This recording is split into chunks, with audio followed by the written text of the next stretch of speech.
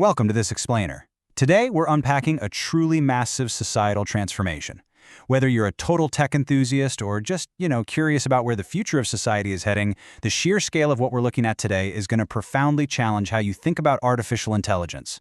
We're looking at what I like to call the digital scaffold. Imagine an invisible, highly intelligent structure that supports, shapes, and surrounds a citizen's entire life, literally from their first days in school all the way through to their golden years.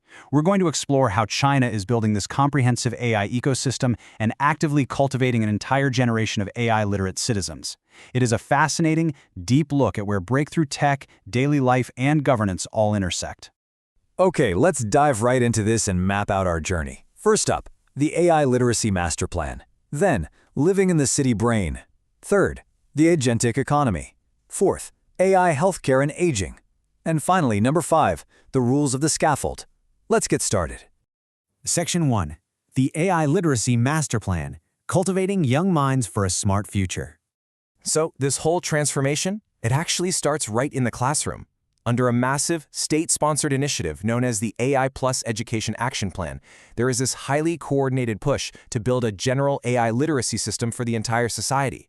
And we're not just talking about an elective computer class here, this is a top-down, fundamental reshaping of the curriculum. To give you a sense of the crazy speed and scale of this, by the end of 2025, a staggering 87.7% of schools across different levels in Beijing had already adopted AI into their systems. Every single primary and secondary student in the capital is mandated to take at least 8 hours of AI courses every year. That means an almost entire generation is growing up treating AI not as some sci-fi novelty, but as a basic, everyday utility, kind of like electricity or the internet. And this integration goes incredibly deep into higher education too. Imagine being a journalism student at a prestigious school like Fudan University. You aren't just learning how to write articles, you're taking an X plus AI dual degree, which officially weaves AI into fields like communications, humanities, and the sciences. But honestly, what's absolutely crucial to take away from this is the intense focus on critical thinking. As one primary school principal pointed out, educators aren't just showing kids how to generate a quick essay with a language model. They are actively teaching them to question the AI's answers, systematically verify facts, and stubbornly hold on to the human ability to think critically.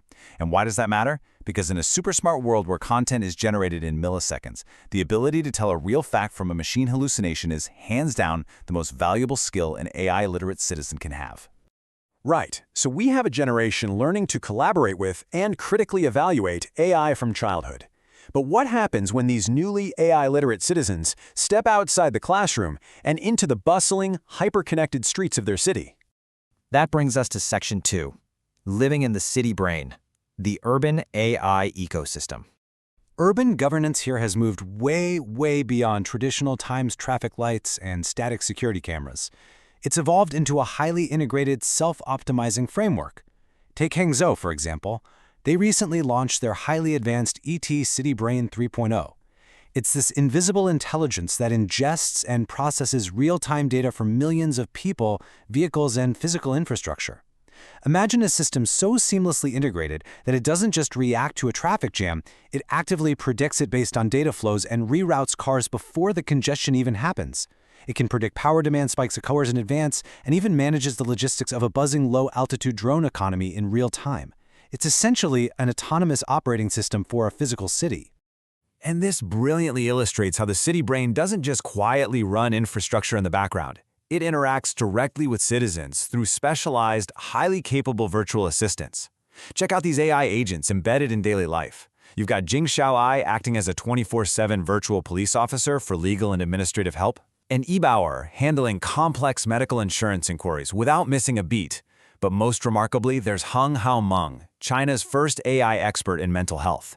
Think about the profound implications of that for a second. Over 1.8 million people have already turned to an AI for comfort and consultation regarding sleep disorders and stress. The modern city isn't just smart anymore. It's highly conversational, directly responsive, and deeply embedded in personal well-being. Now, if public services are this automated and remarkably responsive, it definitely begs the question, how does this translate to your wallet? How does this seamless urban intelligence fundamentally change the way people shop, spend their money, and interact with the sprawling retail economy? Section 3. The Agentic Economy, AI as the ultimate shopper and seller. We are swiftly moving past traditional e-commerce straight into an era of agentic commerce. In this reality, AI doesn't just recommend products for you to buy, it literally acts on your behalf. Just look at how frictionless this experience has become. In a recent live demo of this ecosystem, a user simply spoke to an AI agent named Amu and just said, "Hey, find me an EV charger and order a coffee." Instantly, Amu figured out the optimal route and the best price.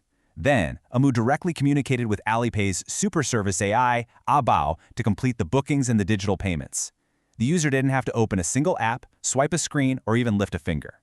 The agents coordinated the whole shebang behind the scenes, effectively bypassing human-to-human commerce entirely. And get this, the sellers in this economy are increasingly AI too. While a top human influencer charges massive commissions, demands a dedicated production team, and, eventually needs to sleep, digital live streamers never tire. Tech companies like johnsmith.ai have deployed hyper-realistic digital live streamers that have already logged over 3 million hours of broadcasting. They flawlessly demonstrate products, react to audience comments, and close sales at 3 a.m. just as energetically as they do at 3 p.m. It's a massive paradigm shift in retail efficiency, completely altering the cost structure of online commerce.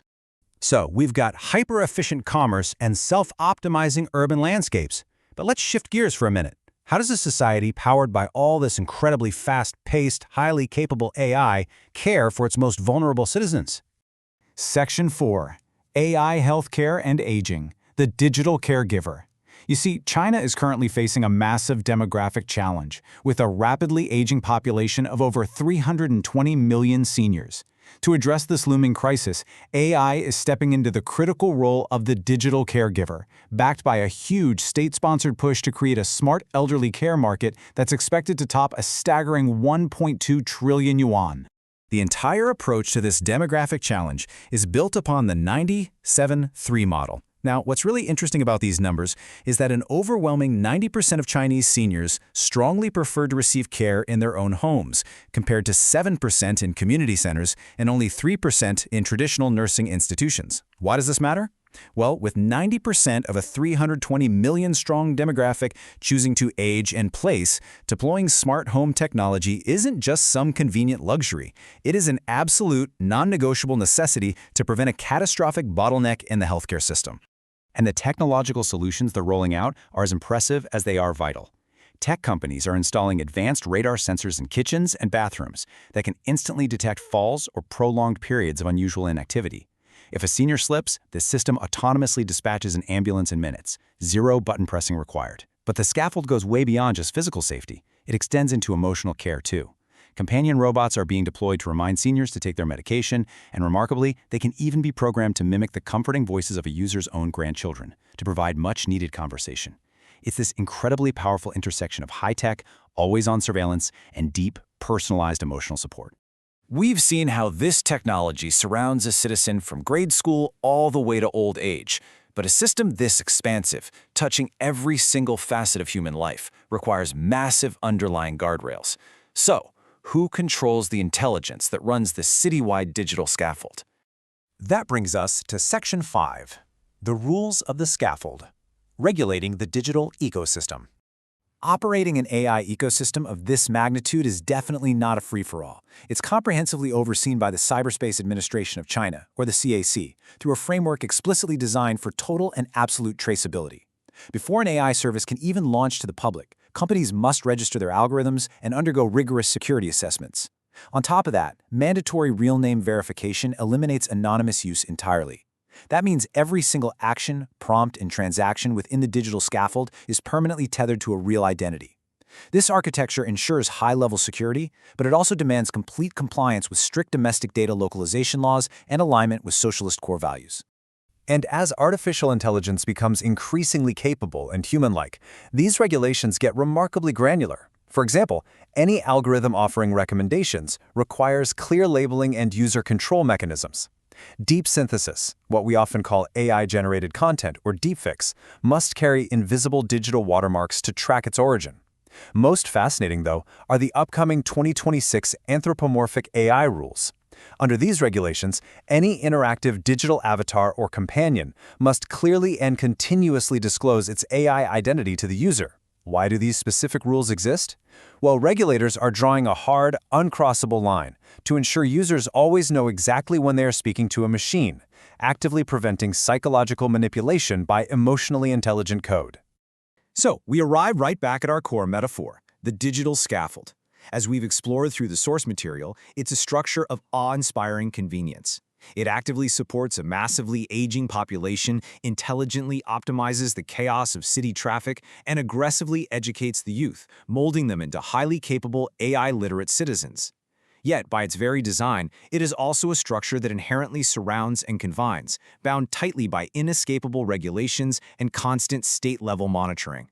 Which leaves us with a final, pretty provocative thought to chew on. We are watching the real-time, accelerated construction of a society entirely underpinned by artificial intelligence. As this technology continues to evolve at just breakneck speed, will this heavily regulated, highly integrated digital scaffold become the blueprint for how the rest of the world manages the AI revolution, or will it remain an ecosystem entirely unique to China? It's definitely something to think deeply about. Thank you so much for joining me on this explainer, and keep learning.